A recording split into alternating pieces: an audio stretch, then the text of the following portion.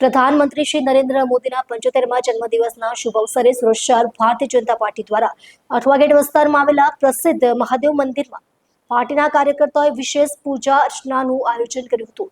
આ ધાર્મિક કાર્યક્રમમાં પ્રધાનમંત્રી મોદીના સુખી નિરોગી અને લાંબા આયુષ્ય માટે પ્રાર્થના કરવામાં આવી। પ્રધાનમંત્રી મોદીના જન્મ દિવસે સુરત ભાજપ દ્વારા પૂજા અને સફાઈ અભિયાનનું આયોજન કરવામાં આવ્યું હતું। મંદિરમાં પૂજા અર્ચના પછી કેન્દ્રીય મંત્રી સી.આર. પાટીલના નેતૃત્વમાં સફાઈ અભિયાન ચલાવવામાં આવ્યું। આ અભિયાનમાં ભાજપના પદાધિકારીઓ અને સ્વયંસેવકોએ મંદિર પરિસરમાં અને આસપાસના વિસ્તારની સફાઈ કરી હતી। આ અવસરે કેન્દ્રીય મંત્રી સી.આર. પાટીલે જણાવ્યું હતું કે વડાપ્રધાન મોદીના જન્મદિવસને સેવા સપ્તાહ તરીકે ઉજવવામાં આવી રહ્યો છે। આપણા નેતાના માર્ગદર્શનમાં દેશ નિરંતર પ્રગતિના પથ પર આગળ વધી રહ્યો છે। ઉલ્લેખનીય છે કે પ્રધાનમંત્રી મોદીના જન્મદિવસ નિમિત્તે દેશભરમાં ભાજપ દ્વારા સામાજિક સેવા અને રક્તદાન શિબિર અને પર્યાવરણ સંરક્ષણ જેવા વિવિધ કાર્યક્રમો આયોજિત કરવામાં આવ્યા છે। નમસ્કાર મિત્રો,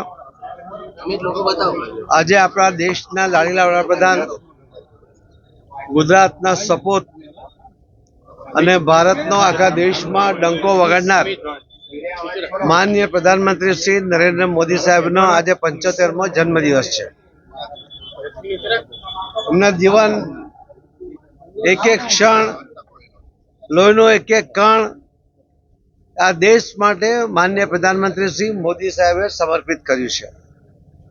અને આ વાત ફક્ત એમણે શબ્દોમાં નથી કરી, પરંતુ એમણે એમના જીવનમાં, એમના કાર્યમાં એમણે સતત એને પ્રદર્શિત પણ કરી છે। અને એમણે કરેલા નિર્ણયો એના કારણે આખા દુનિયામાં ભારતની શાખ વધી છે। આજે એક ગરીબ ગણાતો ભારત દેશ આજે વિશ્વમાં આર્થિક ક્ષેત્રમાં 3જા નંબર પર આવવાની તૈયારીમાં છે। એમણે જે યુદ્ધ માટેના સાધનો 70% બહારથી લાવવા પડતા હતા, આયાત કરવા પડતા હતા, આજે આપણા દેશ પર બનેલા શસ્ત્રો એ વિદેશમાં નિકાસ કરતા થયા છે। સર્વાંગી વિકાસની વ્યાખ્યા એ માનનીય પ્રધાનમંત્રી શ્રી નરેન્દ્ર મોદી સાહેબે દેશ અને દુનિયાની સામે મૂકી છે। આ દેશમાં પણ મહિલા હોય, યુવા હોય, વૃદ્ધ હોય,